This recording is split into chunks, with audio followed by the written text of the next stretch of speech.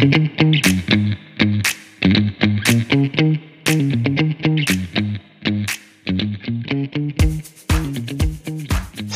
ውድ ተማሪዎች እንደምቆያችሁ ዛሬም በአዲስ ቪዲዮ መጥቻለሁ። ለዛሬ ይዤላችሁ ቀረብኩት የስድስተኛ ክፍል ሂሳብ ትምህርት ነው።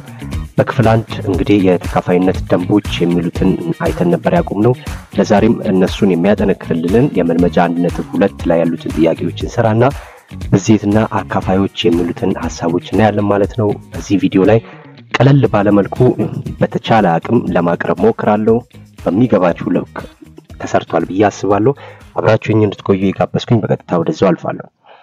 እሺ እንግዲህ በክፍል 1 እንደምታስታውሱት የተካፋይነት ደንቦችን አይተናል። ቁጥሮች እንዴት ከ2 እስከ 10 ላሉ ቁጥሮች ሊካፈሉ ይችላሉ። ከዚህ በፊት የምናቀውን የረጅሙን የማካፈል ህግ ሳንጠቀም እንዴት ቁጥሮችን በቀላሉ ማካፈል እንችላለን የሚሉትን ህጎችን አይተን ነበር ያቆምነው። እንግዲህ እነዛ ላይ የሚያተኩሩ ጥያቄዎች ናቸው። እነዚህ እዚህ ያሉት የመጻፋችሁ ላይ ያሉ ጥያቄዎች ናቸው።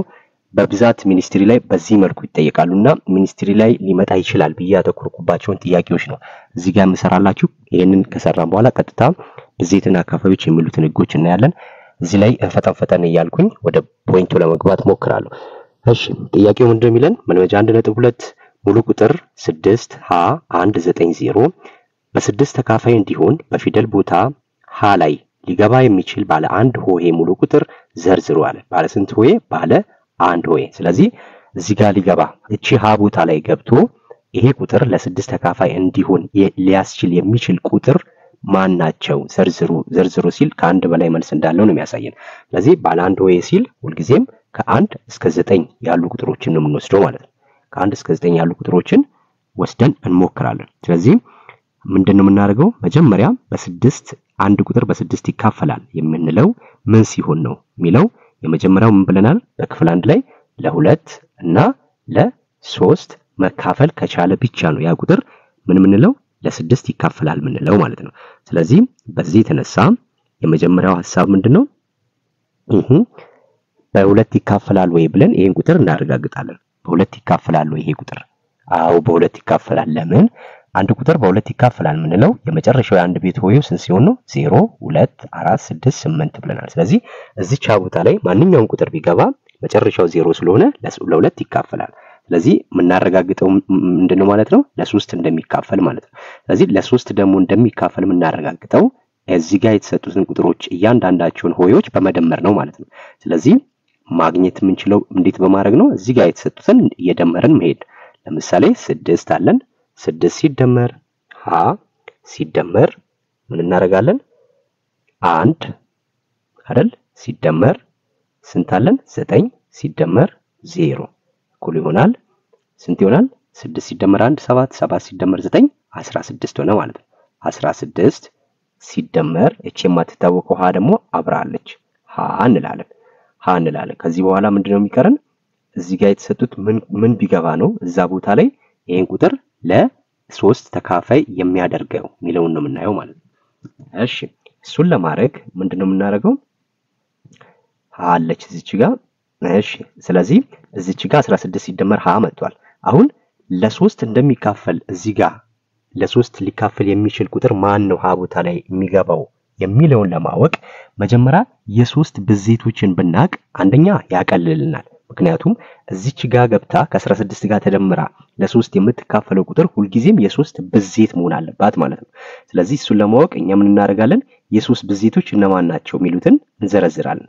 የ3 ብዜቶች የሚባሉት የመጀመሪያው ብዜት በምንልበት ሰዓት ላይ ማንኛውም ቁጥር ከቁጥሩ ጋር ተባዝቶ የሚመጣው ሪዛልት ማለት ነው። ስለዚህ 3ን በ1 ብናባዛ 3 ነው የሚሆነው። 3ን በ2 ብናባዛ ስንት ይሆናል? 6 9 12 18 18 በ6 ሲባዛ ከዛ በ7 21 በ8 24 በ9 ስንት ይሆናል? 27። ስለዚህ ባለ 1 ሆሄ ፊደል ስላለኝ ባለ 1 ሆሄ ቁጥር ስላለኝ እነዚህ ከ1 እስከ 9 ባሉት አባዝቼ የ3 ብዜቶችን እዚህ ጋር አግኝቻለሁ። ስለዚህ እዚች ቁጥር ላይ የምናስገባው ቁጥር ከ1 ብንጀምር ለምሳሌ እቺ 1 ብትሆን 1 ሲደመር 16 ስንት ነው? 17። 17 ደግሞ የ3 ብዜት ነው አይደለም የሚለውን በምን እናውቃለን? ይሄው እዚህ ጋር ዘርዝረናል። ስለዚህ 17 የለችም አይደለ? ስለዚህ 1 አትሆንም ማለት ነው። 2 ባረግስ እዚህ ጋር 2 ባረግ 16 ሲደመር 2 18 ሆነ 18 ደግሞ እቹትና እዚች ጋር አለች 18 ስለዚህ 18 ምንድናት የ3 ብዜት ናት ስለዚህ 16 ለ3 በቀጥታ መካፈል ይችላል ማለት ነው ስለዚህ ምላሹ እቺኛዋ እዚች ቦታ ላይ 2 ቢገባ ትክክል ያደርገዋል ማለት ነው ይሄ ቁጥር እንዳለ ይሄ ቁጥር ለ3 ይካፈላል ስለዚህ ለ2 ተካፍሏል ይሄ ቁጥር ለ3 ተካፍሏል ስለዚህ ለ6 እንዲካፈል ያስችለው የሚችለው የመጀመሪያው ቁጥር ማን ነው 2 ነው ማለት ነው አንዷ ምላሽ እቺ ናት ዘርዝሩ ስላለ ሌሎችም ይኖራሉ ማለት ነው እሺ 2ን ወስደናል 3ን ስንወስድስ 2ን ስንወስድ ስንት መጣ 18 መጣ 3 ስንወስድ ደግሞ 3 ሲደመር 16 19 19 ደግሞ የ3 ብዜት አይደለም 4 ውስጥስ 4 ሲደመር 16 20 20 የ3 ብዜት አይደለም እሱንም ተዋሉ 5 ባረጋትስ እቺ 5 ብትሆን 5 ሲደመር 16 21 መጣ ማለት ነው አሁን እዚህ ውስጥ ፈልጋለሁ 21 ይሄው 21 እዚህ ያለች ማለት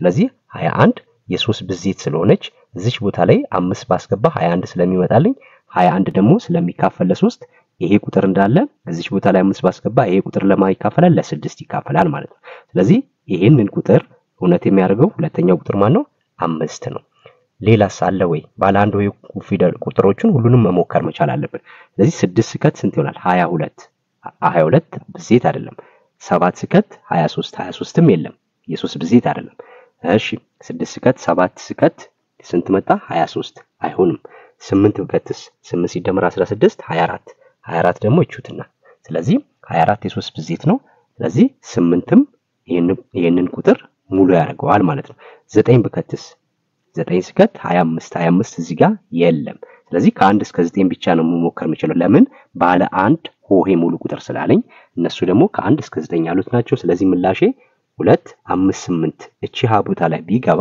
ይሄ ቁጥር ለ6 ተካፋይ እንዲሆን ያስችሉታል ማለት ነው ይሄ የመጀመሪያው ጥያቄ የምንሰራው እንደዚህ ነው ሚኒስትሪ ላይ በዚህ መልኩ ሊመጣ ይችላል እሺ ሁለተኛው ጥያቄ ምን እንደሚለን ሙሉ ቁጥር 80965 በ8 ተካፋይ እንዲሆን በፊደል ለቦታ ላይ ሊገባ የሚችለው ትልቁ ባለ አንድ ሆሄ ሙሉ ቁጥር ጻፉ አለ ስንት የትኛውን ትልቁን ስለዚህ ባለ አንድ ሆሄ ሙሉ ቁጥር እዚች ቦታ ላይ ቢገባ እውነት የሚያደርገው ወይም ለ8 ተካፋይ የሚያደርገው ማን ነው አሁን ጥያቄው ምንድነው ለ8 ይካፈላል ምንለው መቼ ነው ስለዚህ በተካፋይነት ደንቦች ላይ ባለፈው ባየነው ቪዲዮ ላይ ለ8 ተካፋይ እንዲሆን ሁሉ ጊዜም ሁለት ህጎችን ነግሬያችሁ ነበር አንደኛው ህግ እንደሚለው እዚች ጋር የአንድ ቤቱ የ10 ቤቱና የ6 ቤቱ ምን መሆን አለበት የአንድ ቤቱ የ10 ቤቱና የ100 ቤት ቁጥሮች ቦታቸውን ሳይቀያይሩ ለ8 ተካፋይ ከሆነ ነው ብለናል አንደኛው ይሄ ነው የአንድ ቤት የ10 ቤት የ100 ቤቱን ብቻ ወስደን ለ8 እንደሚካፈል እናረጋግጥና ከተካፈለ ይሄ ሙሉ ቁጥር ይካፈላል እላለሁ አንደኛው ህግ ነው ሁለተኛው ህግ ምንድነው ያለው እዚህ ጋር የአንድ ቤቱ የ10 ቤቱና የ100 ቤቱ 0 ከሆኑ ሶስቱም ዜሮዎች ከሆኑ በቀጥታ ለ8 ይካፈላል ብዬ ማስቀመጥ ይችላል ምንም ካልኩሌት ሳላረግ ማለት ነው ስለዚህ ይሄ 0 ስላልሆነ የሁለተኛውን ህግ ትቼ የመጀመሪያውን ነው መተገብረው ማለት ነው ስለዚህ 6 5 ለን ወስደው 6 5 ለ በቃ ይሄ ቁጥር እዚህ ጋር ለቦታ ላይ ምን ቢገባ ነው ለ8 ተካፋይ የሚያደርገው ሚለውን ነው ቼክ ማድረገው ስለዚህ አንድ ባስገባ 651 ለ8 ተካፋይ አይሆንም አንድ ቢገባ ማለት ነው እሺ ሁለት ቢገባስ ተካፋይ ይሆናል ወይ ለ8 ሁለት ባስገባ ተካፋይ ይሆናል ወይ ሚለውን ማረጋገጥ መቻል አለብኝ 652 ለ8 ይካፈላል አይካፈልም ሚለውን አንደኛ የረጅሙን የማካፈል ህግ በመጠቀም ማረጋገጥ ይቻላል ረጅሙን የማካፈል ህግ በመጠቀም ማረጋገጥ ይቻላል ስለዚህ 652 አሁን ግን እኔ ባጭሩ እዚህ ጋር አስቀምጬላችሁ ሄዳለሁ ምክንያቱም እያንዳንዱን ነገር በረጅሙ የማካፈል መንገድ ይተከም ከሰራን ጊዜ ይፈጅብናል ስለዚህ ሁለት ቢሆን እዚች ጋር ስንት ይሆናል 2 ስከት 652 ሲካፈል ለ8 ስንት ይሆናል 81 ነጥብ አያችሁ ነጥብ ከመጣ ያ ቁጥር ሙሉ በሙሉ ያለ ምንም ቀሪ መካፈል ካልቻለ ያ ቁጥር ምን አይደለም ማለት ነው ለ8 ተካፋይ አይደለም ማለት ነው ሁሉ ጊዜ ቀሪ መኖር የለበትም ያ ሙሉ ቁጥር ተካፋይ ነው ተካፋይ አይደለም ሚለውን ለማወቅ ቀሪ መኖር የለበትም ማለት ነው ስለዚህ እዚች ጋር 5 ስለሚሆን 81.5 ስለዚህ አይሆንም ማለት ነው 3 ባረግም አይሆንም 653 ይመጣል 653ን ለ8 ሳካፍል አሁንም ይሄ ስንት ይሆናል 81.62 ምናምን እያለ ይሄዳል ስለዚህ 81.625 ይሆናል ይሄም አይሆንም አራት ብከትም አይሆንም 654 ይሆናል ማለት 654 ለ8 አይሆንም 81.78 ይመጣል ይሄ ቁጥር ስለዚህ 5 ብከትም ስንት ይሆናል 655 ማለት ነው አይደል 655 ለ8 81.87 እያለ ይሄዳል ይሄም ነጥብ ቤት ስለመጣ ያ ማለት ቀሪ ያለው ማለት ነው ቀሪ ካለው መቼም ያ ቁጥር ለ8 ተካፋይ አይሆንም ስለዚህ ማን ነው 6 ብከትስ ብለን ስናስብ 6 ስንከት ቀጥታ ይሄ ቁጥር ለስንት ይካፈላል ለ8 ይካፈላል ማለት ነው ስለዚህ 656 ሲካፈል ለ8 ሳረግ ስንት ይሆናል 82 ያለ ምንም ቀሪ መድረስ ቻለ ማለት ስለዚህ ይሄንን ቁጥር እዚች ለቦታ ላይ ገብቶ ምን የሚያደርገው አለ የሚያካፍለው ትልቁ ባለ አንድ ሆሄ አለኝ ስለዚህ ባለ አንድ ሆሄ ማለት ደግሞ ከ1 እስከ 9 እንደሆነ አይተናል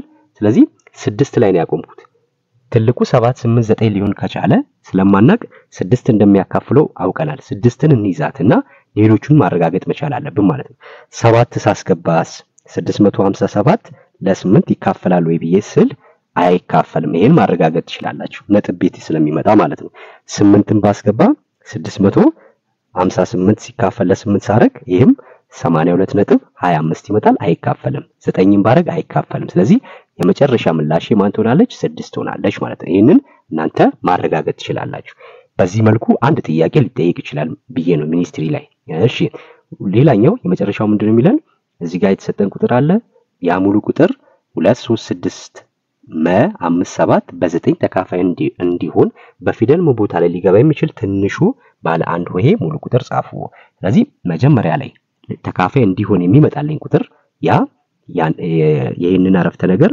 እውነት የሚያደርገው ማን ነው የሚለውን ነው እናረጋግጠው ስለዚህ በ9 ተካፋይ እንዲሆን ህጉ ምንድነው ያለን ከዚህ በፊት በዚህ ቪዲዮ ላይ እንዳየነው በክፍል 1 ላይ ስለዚህ በክፍል 1 ላይ ያየነው ምንድነው የ3 ተካፋይነት ህግን እዚህ ጋር አፕላይ ማድረግ ማለት ነው ስለዚህ እዚህ ጋር ያሉትን ቁጥሮች ሁሉ ደምረን ለ9 ተካፋይ እንዲሆን የሚያደርገው ማን ነው የሚለው ማየት ስለዚህ ምን አደርጋለሁ 2 ሲደመር 3 ሲደመር 6 ሲደመር ሲደመር 5 ሲደመር 7 እኩል ይሆናል አሁን እነዚህን ቁጥሮች መደመር ማለት ነው እሺ 2 ሲደመር 3 ስንት 5 5 ሲደመር 6 11 11 ሲደመር 5 16 16 ሲደመር 7 23 ሆነ ማለት ነው ስለዚህ 23 ሲደመር ያቺ የማትታወቀው ቁጥር አለች ማለት ነው ስለዚህ 23 ሲደመር አሁን ቦታ ላይ ገብታ ከ23 ጋር ስትደመር የሚመጣው ቁጥር የ9 ምን መሆን አለበት ብዜት መሆን አለበት ማለት ነው የ9 ብዜቶችን መዘርዘር ይችላል አይደል በአንድ ባባዛው ስንት ይሆናል 9 በሁለት ሳባዛው 18 በ3 27 አይደል እያለ ይሄዳል በ3 በ4 ሳረግ ስንት ይሆናል 4 9ን በ4 ሳባዛው ማለት ነው 36 አይደል እሺ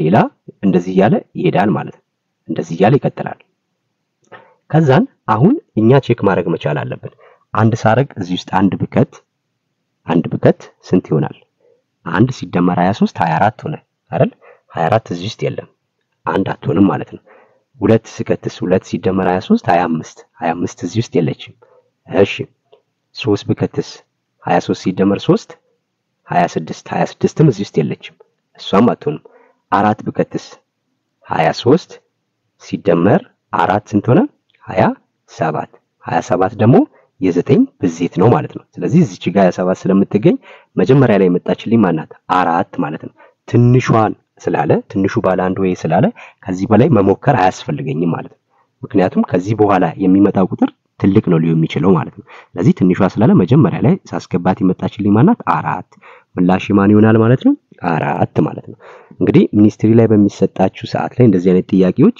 4 ምርጫዎች ናቸው የሚኖሩት ስለዚህ ከአራቱ ምርጫዎች ውስጥ የትኞቹ ናቸው ትክክል ሊያደርግ የሚችለውን ከተን ቼክ አድርገን አረጋግጠን ማስቀመጥ ማለት ነው ይሄ መልመጃ 1.2 ላይ ለሚኒስትሪ ከሚኒስትሪ ጥያቄዎች ጋር ይመሳሰላል በያሰብኩትን ነው እዚህ ጋር ያሳያችሁ እሺ ወደ ዛሬው ሐሳብ ሲገባ ብዜቶችና አካፋዮች ቪዲዮ እንዳይረዝም እዚህ ጋር ያሉትን ትርጉሞች ቶሎ እያልኩኝ ምሳሌው ላይ ብቻ በደንብ አተኩራለሁ ማለት ነው ብዜቶችና አካፋዮች ምንድነው እሺ ፍቺውን እኔ ብዜት ስንል ምን ይያልን ነው የአንድ ሙሉ ቁጥር ብዜት መልቲፕል ማለት ያንን ቁጥር በማንኛውም ሌላ ሙሉ ቁጥር ስናባዛ የምናገኘው ውጤት ማለት ነው በማን ስናባዛ በማንኛውም ሙሉ ቁጥር ያ ሙሉ ቁጥር ኔጌቲቭም ሊሆን ይችላል ፖዚቲቭም ሊሆን ይችላል ነገር ግን እኛ በዚህ ላይ የምናየው ፖዚቲቭ ቁጥሮችን ነው ስለዚህ አንድ ቁጥር ተሰጥቶን የዛ ብዜት ፈልጉ ሲባል ያንን ቁጥር በማንኛውም ቁጥር እናባዛዋለን ማለት ነው yes በአንድ በሁለት በሶስት እያልን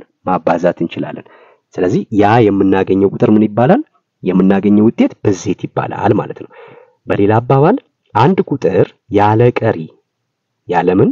ቀሪ በሌላ ሙሉ ቁጥር የሚካፈል ከሆነ ተካፋዩ ቁጥር ምን ይባላል የሌላኛው ብዜት ነው ይባላል ይሄን በምሳሌ እናየዋለን እዚሁ ላይ የማካፈል ህግና ብዜቶች ላይ በተለይ ብዜት ላይ ያለ ባህሪ ነው እዚህ ጋር ያለው ለምሳሌ ምን ይለናል ባህሪያቶቹን አይተን ወደ ምሳሌ እንሄዳለን እያንዳንዱ ቁጥር ትንሹ ብዜቱ ማን ነው አለ ራሱ ነው ማለት ነው እቺን እንደ ህግ መያዝ አለባችሁ ምክንያቱም እያንዳንዱ ቁጥር ለምሳሌ 3 ስል የሶስት ብዜቶች እነማን ናቸው ስል ከአንድ ከጀመርኩኝ 1 ሲባዛ 3 3 2 ሲባዛ 3 6 3 ሲባዛ 3 9 እያለ ይሄዳል 12 ብዜት ማለት ምን ማለት ነው አንድ ቁጥር የዚህን የማንኛውም ቁጥር ሊሆን ይችላል የሱን ቁጥር ብዜት ፈልጉ ሲባል ምን ማለት ነው እጥፍ የዛን ቁጥር እየደመርንበት መሄድ ማለት ነው ከ3 ከጀመርኩኝ ቀጥሎ የሚመጣው ላይ 3 ደምራለሁ 3 ሲደመር 3 6 እዚህ 6 ላይ 3 ጨምራለሁ 9 እዚህ 9 ላይ 3 ጨምር 12 እዚህ 12 ላይ 3 ጨምር 15 እያለ ይሄዳል ማለት ነው ስለዚህ መጀመሪያ የተሰጠኝ ቁጥር ሁለተኛው ላይ ቀጥሎ የሚመጣው ላይ እየጨመርኩ ሲሄድ የማገኘው ቁጥር ማለት ነው ብዜት ስለዚህ በዚህ የተነሳ እያንዳንዱ ቁጥር ትንሹ ብዜቷው ማን ነው የ3 ብባል ማን ነው ራሱ ነው ማለት ነው ራሱ ነው ሁሉ ጊዜም የማንኛውም ቁጥር ትንሹ ብዜት ራሱ ነው ማለት ነው ሁለተኛው ማንኛውም ቁጥር ስፍር ቁጥር የሌላቸው ብዜቶች አሉ አዎ ምክንያቱስ የ3 ብዜት ፈልጉ ስል እያባዛው እያስቀመጥኩ ቡል ቀንና ለሊት በሰራውም አልጨርሰውም ማለት ነው እድሜ ልኬን በሰራም አልጨርስም ቁጥር ስለማያልቅ ማለት ነው ስለዚህ ብዜት ሁሉ ጊዜ ቁጥር ስፍር የሌለው ብዜቶች አላልቸው ማለት ነው ማንኛውም ቁጥር ስፍር ቁጥር የሌለው ብዜት ነው ያለው ለምን ስንል ቁጥሮች ስለማያልቁ እያባዛን ነው እንጂ የምንሄደው አካፋዮች ቢሆን የሆነ ቦታ ላይ ያቆማል በቃ ያ ቁጥር ሊካፈል የሚችለው ለነዛ ብቻ ነው ሊሆን የሚችለው ማለት ነው እንጂ የትየለሊ ወይም የማያልቅ ስፍር ቁጥር የሌለው አካፋይ አይኖርም ብዜት ላይ ግን ስፍር ቁጥር የሌለው ብዜት አለው ማለት ነው ሶስተኛው ህግ የአንድ ቁጥር ብዜቶች ሁሉ ጊዜ ከራሱ ቁጥር ጋር እኩል ወይም ከፍ ያለ ይሆናል አለ እውነት ነው ይሄም አይደለ ምክንያቱም የሶስት ብዜቶችን ስናይ ይሄው የሶስት ብዜት ከስንት ነው የጀመረው ከ3 ከዛስ እየጨመረ ነው የመጣው ስለዚህ እዚህ ውስጥ ሁሉ ጊዜም ያ የተሰጠን ቁጥር ብዜት ከራሱ ጋር እኩል ወይም ከዛ በላይ ነው እንጂ የሚሆነው ከራሱ ከቁጥሩ ያነሰ ሊሆን አይችልም በፍጹም ማለት ነው እዚህ ጋር ባለው ምሳሌ እሱን ነው ያስረዳል እሺ ይሄ የብዜት ጽንሰ ሐሳብ ነው ሁለተኛው የተካፋይነትን ጽንሰ ሐሳብ አይተን ሁለቱንም በአንድ ላይ የሚያብራሩ ጥያቄዎችን እንሰራለን ፍቺ 2 የአንድ ሙሉ ቁጥር አካፋይ ፋክተር ማለት ያንን ቁጥር ያለ ቀሪ ሙሉ በሙሉ የሚከፍል ሙሉ ቁጥር ማለት ነው ያለ ቀሪ ስናካፍለው ቀሪ መምጣት የለበትም ማለት ነው አካፋይ ለማለት ስለዚህ እነዚህ ምንድናቸው ይሉትን በምሳሌ ያብራራን እንሂድ ለምሳሌ ብዜት በመንልበት ሰዓት ላይ ምን ማለት ነው የሆነ ቁጥር ይሰጠናል yes የሆነ ለምሳሌ እዚህ ጋር የማንንም ፈልጉ ብሎናል የአምስት ብዜቶችን አስቀምጡ ብሎናል የማንንም ፈልገው የአምስት ብዜቶችን ነው ስለዚህ የአምስት ብዜቶች እነማን ናቸው ሲል እናንተ የአምስት ብዜቶችን ለማለት በማንኛውም ቁጥር ማባዛት ነው ብለናል አይደል ትንታኔው ላይ ስለዚህ አምስት ነው በአንድ ቁጥር ማባዣ ሙሉ ቁጥሩ 1 2 3 4 5 10 100 እናንተ መጨመር ይችላልላችሁ ስለዚህ እዚህ ጋር ያሉትን እንደ ምሳሌ ወሰድን ስለዚህ ስሌቱ ምንድነው 5 የተሰጠኝ ቁጥር በአንድ ሳባዛው 5 ሲባዛ 1 ይሆናል ውጤቱ 5 ሆነ አይደል መጀመሪያ ላይ የሚመጣው ትንሿ ብዜት ማናት ራሱ ቁጥሩ ነው ቀጥሎስ እዛው 5 ላይ 5 እየጨመርኩ መሄድ ማለት ነው ስለዚህ ሁለተኛው ደግሞ 5 ሲባዛ በ2 ሳረግ ምን ይሆናል 5 ሲባዛ በ2 10 5 ሲባዛ በ3 ሳረግ ስሌቱ 5 ሲባዛ 3 ስንት ሆነ 15 ሆነ 5ን በ4 ሳባዛው 5 ሲባዛ 4 20 ሆነ። ልክ እንደዚህ እያልኩኝ በ5 ሳባዛው በ10 ሳባዛው በ100 ሳባዛው እንደዚህ መጡልኝ። አሁን የ5 ብዜቶች እነማን ናቸው ሲባል እነማን ናቸው ማለት ነው? ይሄው እዚህ ጋር የተዘረዘሩት ማለት ነው። ስለዚህ 5 10 15 20 25 50 500 እና የመሳሰሉት ምንድናቸው? የ5 ብዜቶች ናቸው። ሁልጊዜም ብዜት ስፍር ቁጥር የሌለው የአንድ ቁጥር ብዜት ስፍር ቁጥር የለውም ብለናል። ስለዚህ እናንተ እንደፈለጋችሁ መስራት ትችላላችሁ ማለት ነው። ብዜቶች ስፍር ቁጥር የላቸውም ብለናል። ስለዚህ ይሄ አሁን ብዜት ነው። የአንድ ቁጥር ብዜት ስንባል በማንኛውም ቁጥር አባስተን የምናመጣው ውጤት ማለት ነው ብዜት። አሁን ያንን ብዜት የተሰጠን ቁጥር ለምሳሌ እዚህ ጋር አንዱን እዚህ ጋር ወስን 20 ምን ሊሆን ይችላል? 20 የ5 ብዜት ነው ወይ ቢለን በምንድነው የምናረጋግጠው? ማረጋገጫው ተካፋይነት ህግን በመጠቀም ማረጋገጥ ይቻላል ማለት ነው። ምን ማለት ነው የተካፋይነት ህግን በመጠቀም ስንል? ለምሳሌ ላይ በተሰጠን በተመሳሳይ ምሳሌ እዚች ጋር ማለት ነው። ተመሳሳይ ምሳሌ ያለው ይሄንን ማለት ነው። እዚህ ጋር 20 ብለናል። 20 የ5 ብዜት ነው አለን። ይህ 20 የ5 ብዜት መሆኑን በምንድነው የምናረጋግጠው? 20 የ5 ብዜት መሆኑን እንዴት ነው ያገኘነው? 5ን በ4 አባዝተን ማለት ነው። 5 ሲባዛ 4 20 ነው አይደለ? ይህ እንደዚህ አድርገን ያገኘነው 20 የ5 ብዜት እንደሆነ። ይህ ማለት ደግሞ 20 ለ5 ያለምንም ቀሪ ሙሉ በሙሉ ይካፈላል ማለት ነው። ስለዚህ እዚህ ጋር ያሉት ቁጥሮች ለ5 ያለምንም ቀሪ የሚካፈሉ ከሆነ ማረጋገጫችን እውነት ነው ማለት ነው። ስለዚህ ያ ቁጥር ለምሳሌ 500 የ5 ብዜት ነው ስል ዝም ብዬ ሳይሆን 500ን ለ5 ሳካፍል ያለምንም ቀሪ ተካፍሎ የሚመጣ ውጤት መኖር አለበት ማለት ነው። እዚህ ጋር ለምሳሌ 20 ሲካፈል ለ5 ስንት አለ? 4 ጊዜ ደርሷል አይደለ?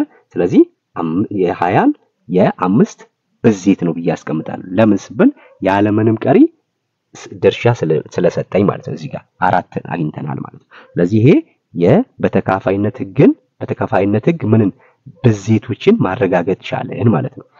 እንጨምር እስቲ ምሳሌ እዚህ ጋር ሁለተኛው ምሳሌ የ7 ብዜቶችን ፈልጉ ተባለ።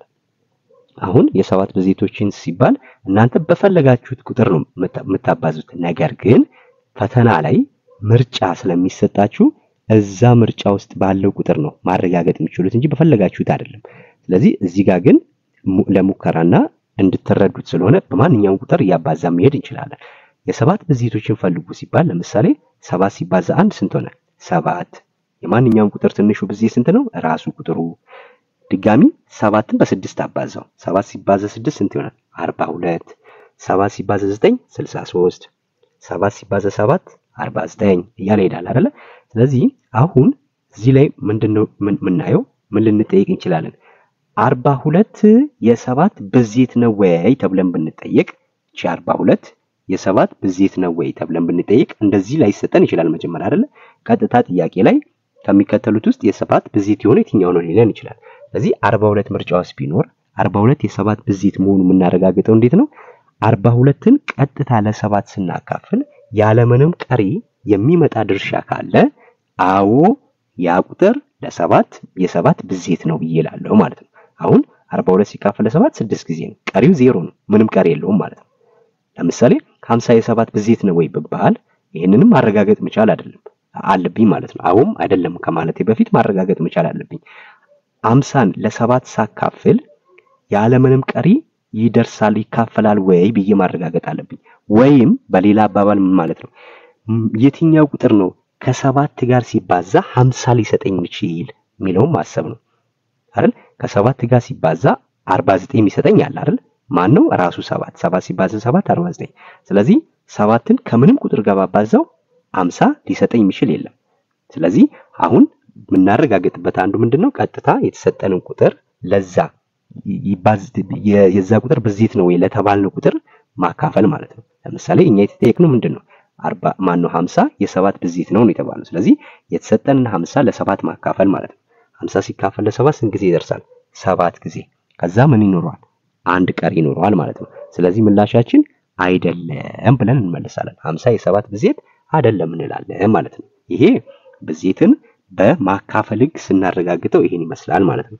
ብዜት ስንባል ቀጥታ በማንኛውም ቁጥር ማባዛት፣ አካፋይ ስንል ደግሞ ያለ ቀሪ ያ ቁጥር ሊካፈል ከቻለ ነው ማለት ነው።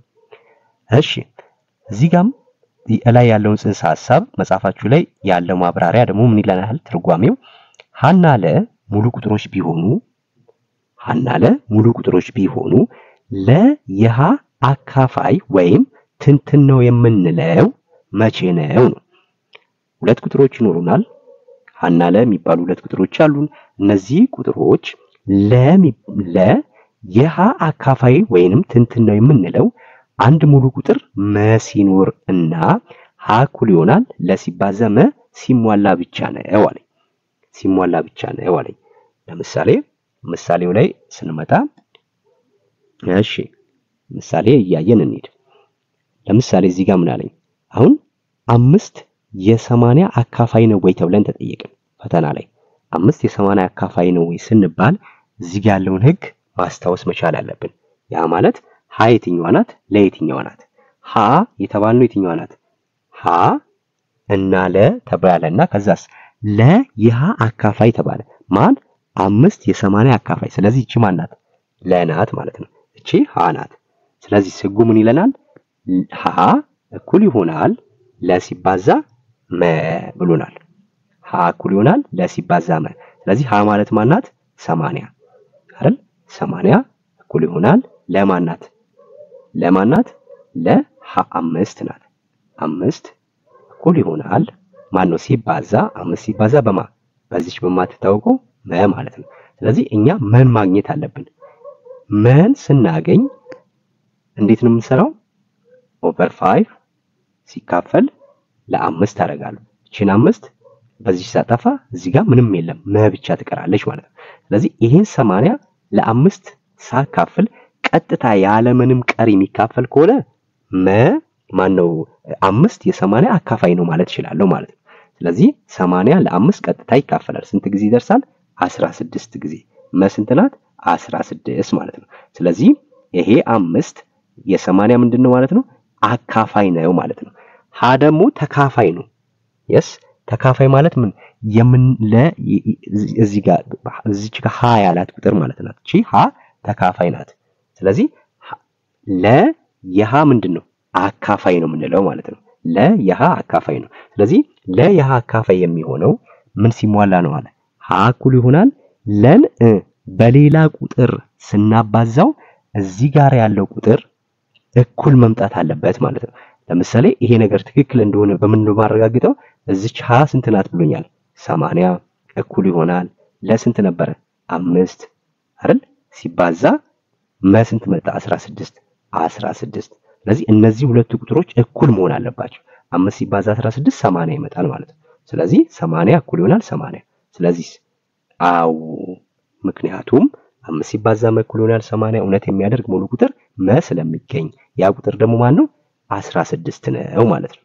16 ነው። እሺ እንጨምር አንድ። ለምሳሌ እዚህ ጋር ምን አለን? 5 የ21 አካፋይ አይደለም ማለት። ይሄንን ማረጋገጥ መቻል አለብን። 5 የ21 አካፋይ አለመሆኑን ለማረጋገጥ እቺን ለብዬ ሰይማታለሁ። እቺ ሀ ናት። ስለዚህ ምን ማግኘት አለብን? ሀ እኩል ይሆናል ለሲባዛ መምጣት አለበት ብለናል። ስለዚህ ሀ 21 ነው እኩል ይሆናል ለስንት ነው? ለ5 ነው ሲባዛ ስለዚህ መን ለማግኘት ኦቨር 5 አደርጋለሁ። 5 በ5 እኩል ይሆናል 21 ለ5 ሲካፈል ያለ ምንም ቀሪ ሊካፈል አይችልም። 21 ለ5 ስናካፍል ስንት ይመጣል? 4 ጊዜ ይመጣና ቀሪ ስንት ይሆናል? 1 ይኖራል ማለት ነው። ቀሪ 1 ትኖራለች። ሁልጊዜም ቀሪ ካለ ያ ቁጥር አካፋይ አይደለም ማለት እንችላለን ማለት ነው። ስለዚህ ይሄ የተካፋይነት ደንብ ይሄን ይመስላል ማለት ነው። እዚህ ጋር ማጠቃለያው ላይ ምን ይለናል?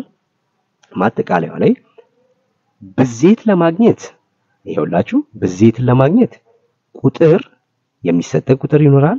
ያን የሚሰጠን ቁጥር ሲባዛ ሌላ በማንኛውም ቁጥር ስናባዛው የምናገኘው ቁጥር ምን ይባላል?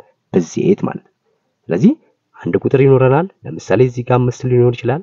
ሲባዛ በማንኛውም ቁጥር ብሎናል። በማንኛውም ቁጥር ለምሳሌ 4 ላድርግ። 5 ሲባዛ 4 ስንት መጣ? 20።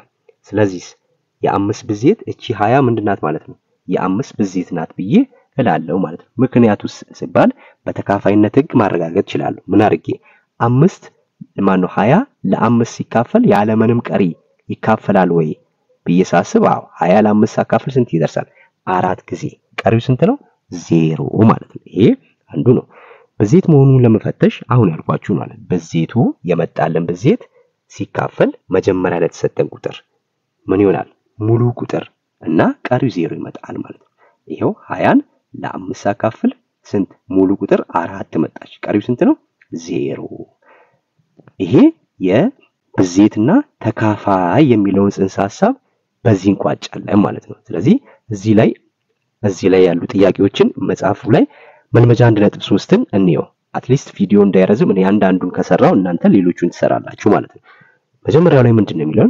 አካፋዮቻቸውን ለይታችሁ ጻፉ አለ አካፋዮቻቸውን ለይታችሁ ጻፉ አለ የ164 ለምሳሌ ሀ ላይ 164 ሰጠኝ ስለዚህ የ164 አካፋይ ስንት ነው የሚለውን ለማወቅ ከዚህ በፊት ያየነውን በክፍል አንድ ያየነውን የአካፋይ ደንቦችን አካፋይነት ደንቦችን ማስተዋል ለምሳሌ ይሄ ቁጥር ለስንት ይካፈላል የመጀመሪያው ሁሉ ጊዜ ስንሰራ አካፋይ ብለን ስንሰራ የምናስቀምጠው አንድን ነው ለአንድ ይካፈላል አይደለ አንድ ከማን ጋር ሲባዛ ነው 164 የሚሰጠኝ ከራሱ ከ164 ስለዚህ 164ን እዚህ ጋር ባስቀምጥ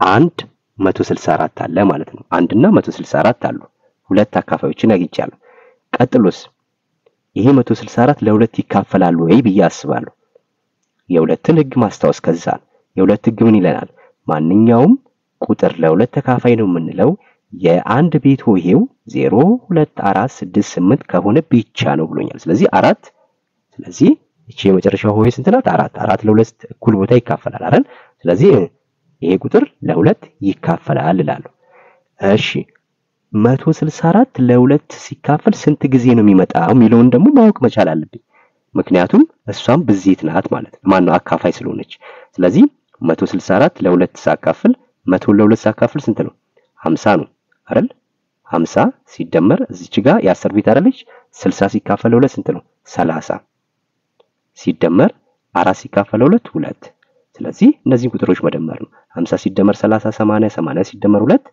82 ስለዚህ 2 ከማን ጋር ሲባዛ ነው 164 የሚሰጠኝ ከ82 ጋር ኮማ አረጋለሁ አሁን አንድን ከማን ጋር ነው ያያያዘው ከ164 ሁለትን ከ82 ቀጥሎስ ይካፈላሉ ለ3 እንደሚካፈል በምን አውቃለሁ 1 ሲደመር 6 7 7 ሲደመር 4 11 ደግሞ ለ3 አይካፈልም በቃ ለ3 አይካፈልም ለ3 ካልተካፈለ ለማን አይካፈልም ለ6 አይካፈልም ለ9 አይካፈልም ስለዚህ ሌሎቹን ገደልኳቸው ማለት ነው እዚህ ስለዚህ ወደ ይተዳሉ ወደ 4 ለ4 ይካፈላሉ ወይ ለ4 እንደሚካፈል ምናቀው ምንድነው የአንድና የ10 ቤቱ ለ8 እንደሚካፈል ማረጋገጥ 64 ሲካፈል ለ8 ማለት ነው ስለዚህ 64 ለ8 ይካፈላል ወይ ማን ነው 64 ለ4 ይካፈላል ወይ ሶሪ ለ8 ሳይሆን ለ4 64 ለ4 አዎ ይካፈላል እላለሁ ስንት ጊዜ 16 ስለዚህ 4 እሺ እዚህ ጋር 41 ሲባዛ በ4 4 ይሆናል 4 እና 4 16 164 እዚህ ጋር 41 ነው 16 ሳይሆን ለ41 ይካፈላል ማለት ነው አሁን እነዚህ ቁጥሮች 164 የ164 አካፋዮች ማን ናቸው 1 2 4 41 82 164 ማለት ነው ሁሉ ጊዜ ስታስቀምጡ መጀመሪያ ላይ ከጻፋችሁ መጨረሻ ላይ ከሱ ጋር ተባስቶ የሚሰጠውንም አብሮ ማስቀመጥ አንድን ከማን ጋር ከ164 ሁለትን ከማን ጋር ነው ያገናኙት ከ82 አራትን ደግሞ ከ41 ጋር እንደዚህ አድርገን ማስቀመጥ እንችላለን ማለት ነው ይሄ የመጀመሪያው ነው እናንተ ሌሎቹን ይሄንን ሞክሩ የ128ን የመጀመሪያው 5 ብዜቶችን ጻፉ ይላል ብዜት ቀላል ነው አይደል እቺን እናጥፋትና እዚህ ጋር እናጥፋና የ164 ምን ፈልግ የ164 ብዜት ማለት ነው ስለዚህ 164 ኩል ይሆናል ሁሉ ጊዜም ከአንድ ቢጀምር ምን ይሆናል ራሱ 164 ይሆናል በሁለት ባረገው ቀጥሎ የሚመጣው ማለት ነው። በሁለት ባረገው 328 በ3 ባባዛስ 492 በ4 ሳባዛ 656 በ5 ሳባዛ 820 እያለ ይሄዳል ማለት ነው። እነዚህ 1 2 3 4 5 5 ብዚቶችን ነው ያለን። በዚህ መልክ ማስቀመጥ ነው። ይሄንንም እናንተ ሞክሩ። ሶስተኛውና የመጨረሻው እውነት ወይም ሐሰት ማለት መልሱ ነው የሚለው ላይ የተማርነውን እዚህ ጋር ይከልስልናል። 13 የ69 አካፋይ ነው ወይ ያለኝ። ስለዚህ ይሄንን ለማረጋገጥ ምንድነው ማድረገው? 69 እኩል ይሆናል 13 ሲባዛ ማንኛውም ቁጥር ሀ ሊሆን ይችላል፣ ለ ሊሆን ይችላል፣ መ ሊሆን ይችላል። ስለዚህ መ ከዛን 13 አረግ ይሄ በዚህ ይጣፋል። መ እኩል ይሆናል 69 ለ13 እኩል ቦታ አይደርስም። ያ ማለት ቀሪ ያለው ማለት ነው። ስለዚህ ይሄ ሐሰት ይሆናል። እሺ ሁለተኛው 11 የ121 አካፋይ ነው አለ። ይሄን ለማወቅ ምንድነው 121 ለ11 ይካፈላሉ ወይ ማለት ነው። በቃ በሌላ አማርኛ ስለዚህ 121 ለ11 ይካፈላል። ለምን 111 ለ11 ሲካፈል 11 ጊዜ ስለሚደርስ ይሄ ምን ይሆናል? እውነት ነው ማለት እውነት ይሆናል። እሺ 85 ማን ነው 0 የ85 አካፋይ ነው አለ። ይሄ እንደዚህ አይነት ጥያቄ ስትጠየቁ እቺ 0 ከስር ነው ከላይ ነው የምትሆነው የሚለውን ማወቅ መቻል አለባችሁ። ሁልጊዜም ታህት 0 መሆን አይችልም በሂሳብ ጋር አይደል? ስለዚህ ይሄ ምንድነው ማለት ነው? እቺ ለናት አይደል? ስለዚህ 85 ደግሞ ሃናት። ስለዚህ 85 እኩል ይሆናል ምንድነው የምናደርገው? 0 ሲባዛ ምን መ እዚህ ጋር ምንም በቃ ይሄው 0 ብናረግም ምን ይሆናል? 0 በ0 ጠፋች፣ ግን ሲጀምር አናጠፋው ማለት 0 ሲባዛ መ ምንድነው 0 ነው የሚሆነው። ይሄ ነገር እንደዚህ የሚባል ሂሳብ ህግ የለም። እዚሁ ጋር ራሱ ፉርሽ ያርጉብናል ማለት ነው። ስለዚህ 85 ለ0 መካፈል አይችልም። ማንኛውም ቁጥር ለ0 አይካፈልም ማለት ነው። 85 ለ0 አይካፈልም። ስለዚህ ይሄም ሐሰት ይሆናል። 121 የ11 አካፋይ ነው አለ። ይሄን ደግሞ ለማወቅ ምንድነው እናደርገው? 11 ለ121 ይካፈላል ወይ ብለን ቼክ እናደርጋለን። 11 ለ121 አይካፈልም አይደለ?